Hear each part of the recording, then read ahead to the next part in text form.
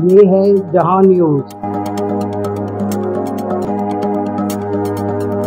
دیکھتے ہیں پروگرام گفتگو جہاں کے ساتھ۔ بسم اللہ الرحمن الرحیم۔ السلام علیکم ناظرین، امید ہے آپ خیریت سے ہوں گے۔ سید حسن وقار، پروگرام گفتگو جہاں کے ساتھ۔ آج ہم گفتگو کریں گے پاکستان کی کرکٹ کی جو ٹیم ہے وہ اس کی کارکردگی کے حوالے سے۔ آپ نے دیکھا پاکستان کی ٹیم ایک بار پھر انڈیا سے شکست کھانے میں کامیاب ہو گئی۔ ہاں شکست، یعنی ہماری کامیابی یہی ہے کہ ہم ان کے سامنے ہمیشہ شکست سے دوچار ہوتے ہیں، لیکن اس بار ایک تمغہ اور بھی پاکستان کی ٹیم نے سجا لیا ہے، وہ یہ کہ وہ ٹیم جو کہ ورلڈ کپ کے لیے T20 ورلڈ کپ کے لیے کوالیفائی نہیں کر سکی تھی اور صرف اس لیے اس کو اس ٹورنامنٹ میں جگہ دی گئی شمولیت کی کہ وہ میزبان ٹیم ہے، لیکن یہ سب حقیقت ہے کہ پاکستان کی ٹیم ہار گئی اور مسلسل ہارتی آ رہی ہے انڈیا کے خلاف۔ جب بھی پاکستان کی ٹیم سامنا کرتی ہے تو شش و پنج اور بہت پریشر کا شکار ہوتی ہے، اور یہ شش و پنج عوام کو بھی اور ان کو بھی کہ آیا اب اس بار ہم جیتیں گے یا نہیں۔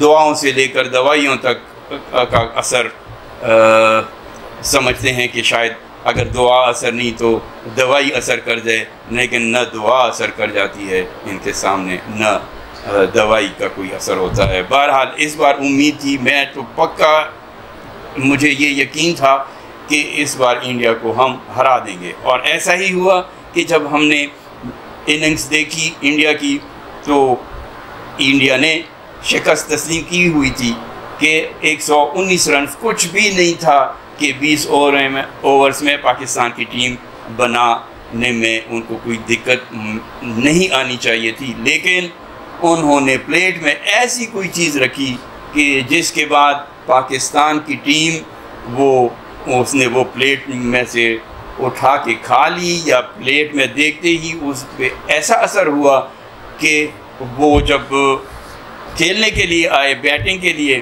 تو ہر کھلاڑی نہ ان میں طاقت رہی، نہ حوصلہ رہا، نہ جرأت رہی اور نہ ہمت۔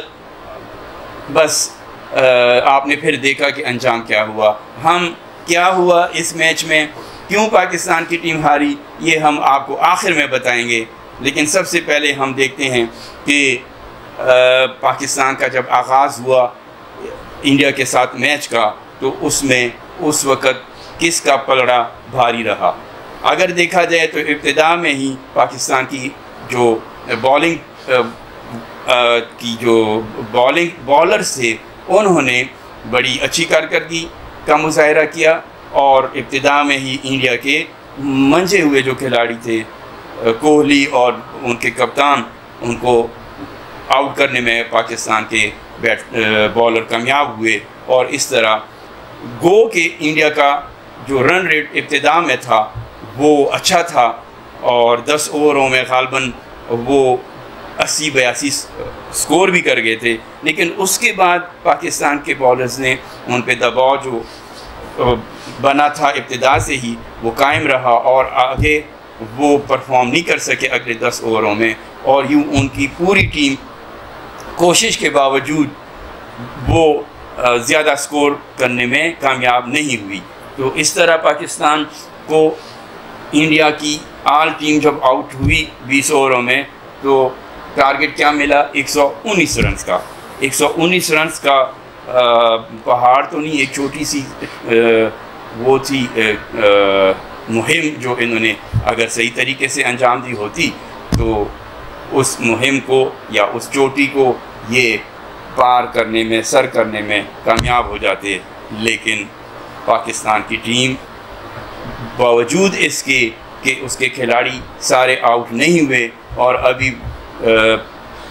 آخر تک بیٹسمین جو ہیں وہ بھی کریز پہ رہے، لیکن میچ جیتنے میں پاکستان کی ٹیم ناکام رہی۔ اس کے بعد آپ سے بات کریں گے ایک چھوٹے سے وقفے کے بعد، اور آپ کو بتائیں گے راز کی بات۔ ناظرین ملتے ہیں ایک بریک کے بعد۔ وقفے کے بعد آپ کو دوبارہ خوش آمدید. اور ہم بات کر رہے تھے کہ پاکستان کی ٹیم کیوں ناکام ہوئی. پاکستان کی ٹیم ایک تو ناکامی کی وجہ یہ بھی ہے کہ اس وقت جو انوائرمنٹ ہے امریکہ میں یہ ٹورنامنٹ ہو رہا ہے, تو امریکہ میں پہلی بار کھلاڑیوں کو, ہر ٹیم کے کھلاڑیوں کو یہ پہلی بار موقع مل رہا ہے. اور آپ دیکھتے ہوں گے کہ زیادہ سکور کوئی بھی ٹیم کرنے میں ابھی تک کامیاب نہیں ہوئی. آج جو اس کے بعد بھی میچ ہوئے وہ بھی لو رن ریٹ والے, لو سکورنگ ریٹ کے میچ ثابت ہوئے ہیں. تو وہ کچھ پچ کا بھی ایسا ایک اثر ہے کہ بیٹسمین جو ہیں ان ایون باؤنس کی وجہ سے یا ان ایون ٹرن کی وجہ سے گیند کو, بال کو سمجھنے میں, بال کی رفتار کو سمجھنے میں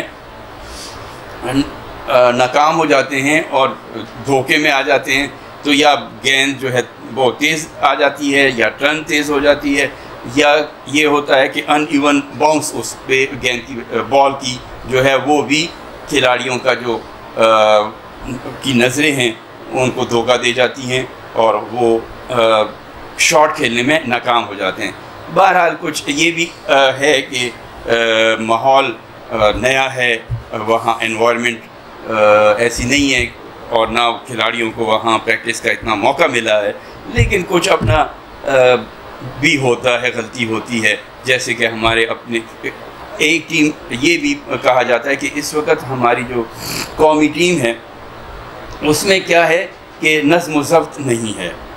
نظم و ضبط سے مطلب یہ کہ جیسے کہ ہم نے دیکھا کہ شاہین افریدی کو جب آفر ہوئی کہ آپ نائب کپتان آپ کو بنایا جا رہا ہے تو آپ اس عہدے کو تسلیم کرو, تو شاہین افریدی نے انکار کر دیا اور سرے سے اس عہدے کو تسلیم کرنے سے وہ راضی نہ ہوئے. تو اس سے ظاہر کچھ ناقدین یہ کہتے ہیں کہ اس کی وجہ یہ ہے کہ بابر اعظم کے ساتھ اس کے تعلقات جو ہیں وہ اس وقت وہ نہیں جو کہ ٹیم کی نظم و ضبط کے لیے ضروری ہیں, یا متحارب جو ٹیم ہے اس کے اوپر جو آپ کا اتحاد ہے اور آپ کا جو آپس میں رویہ ہے وہ اس سے بھی جو آپ کی مخالف ٹیم ہوتی ہے اس رویوں کا اور اتحاد کا اور نظم و ضبط کا بھی اس پہ اثر ہوتا ہے. تو اس سے یہ ظاہر ہوتا ہے, یہ کہا جا رہا ہے کہ جیسے کہ پاکستان کی ٹیم نہیں چاہتی تھی کہ ہم یہ میچ جیتیں, اور کچھ جیسے وزیر اعلیٰ سندھ نے بھی یہاں تک کہہ دیا کہ امریکہ نے کہا تھا کہ آپ یہ میچ ہاریں تو ہم ہار گئے. وہ تو طنز و مزاح ہے, لیکن کچھ تو تھا جس کی وجہ سے پاکستان اتنا آسان ٹارگٹ حاصل کرنے میں ناکام ہوا. پھر یہ تجزیہ کیا جا رہا ہے کہ 59 بالز جو تھیں وہ ہمارے کھلاڑی کھیلنے میں ہی ناکام رہے. 59 گیندوں پہ ہمارے جو کھلاڑی بیٹسمین تھے وہ سکور ہی نہیں کر سکے. تو اب اگر 120 ٹوٹل بالز ہوں اور اس میں سے 59 پہ آپ سکور ہی نہ کر سکیں تو پھر آپ کی کارکردگی پہ کیا رونا پڑے. چلیں رونا وغیرہ چھوڑ دیتے ہیں, وہ بیک گراؤنڈ سے آواز آ گئی کہ سوالیہ نشان, تو سوالیہ نشان تو پھر بنتا ہی ہے نا. لیکن اب یہاں سوالیہ نشان کی بات نہیں ہے, یہاں اندرونی کہانی کچھ اور ہے جو ہم آپ کو بتائیں گے. لیکن اس کے لیے ہم تھوڑا سا پروگرام کو وہ کر رہے ہیں لمبا, تاکہ آپ تجسس میں رہیں کہ یہ راز کی بات کیا تھی, یہ سازش کون سی ہوئی جس کی وجہ سے پاکستان ہار گیا. پاکستان کے جو کرکٹ کی ٹیم تھی وہ ہار گئی. یہ سازش جو تھی یہ بڑی غلط تھی اور اس کا شکار تمام کھلاڑی ہوئے, تمام کھلاڑی شکار ہوئے. اب سازش آپ کے پتہ نہیں آپ کو معلوم ہے, بہت سارے آج کل تو بچے کو جو ہے نا یہ کمنٹری کرنے کا, اپنی رائے دینے کا شوق بھی ہوتا ہے اور موقع بھی ملا ہوا ہوتا ہے. وہ موبائل اٹھاتا ہے اور موبائل کے سامنے بیٹھ کر اپنی رائے دے دیتا ہے. تو سب کو اس جو سازش جس کی ہم بات کر رہے ہیں، یہ سب کو اس سازش کا پتہ ہے. آپ گھبرائیں نہیں اتنا، آپ اس میں مضطرب نہ ہوں، تذبذب کا شکار نہ ہوں. سازش ہوئی. اب اس سازش کی وجہ کیا تھی؟ کس نے کس کو ترغیب دی، اور کیوں کھلاڑی اس چیز کو ماننے کے لیے تیار ہوئے؟ وہ کہا جاتا ہے کہ پلیٹ میں رکھ کر یہ ایسی چیز ایسی تیار کر کے ہمارے کھلاڑیوں کے سامنے پیش کی گئی، جس کی وجہ سے ان کی جو آنکھیں تھے وہ چکا چوند ہو گئے. تو پھر وہ پروگرام تو ہونا تھا نا، وہ ہو گیا، اور پاکستان کی ٹیم بدنام سے بدنام ہوتی گئی. اور آگے کا نہیں پتہ کہ آج کا میچ پاکستان کے کھلاڑی کیسے کھیلیں گے. لیکن یہ جیتا ہوا میچ جس کو ہم سازش کہہ رہے ہیں، وہ سازش یہ تھی کہ ہمارے کھلاڑی آپس میں وہ اتحاد اور اتفاق، جو دوستی اور اخوت اور بھائی چارہ یا ایک ٹیم سپرٹ کا جو مظاہرہ تھا، اس میں اس وقت بالکل زیرو ہیں، اختلافات کا شکار ہیں.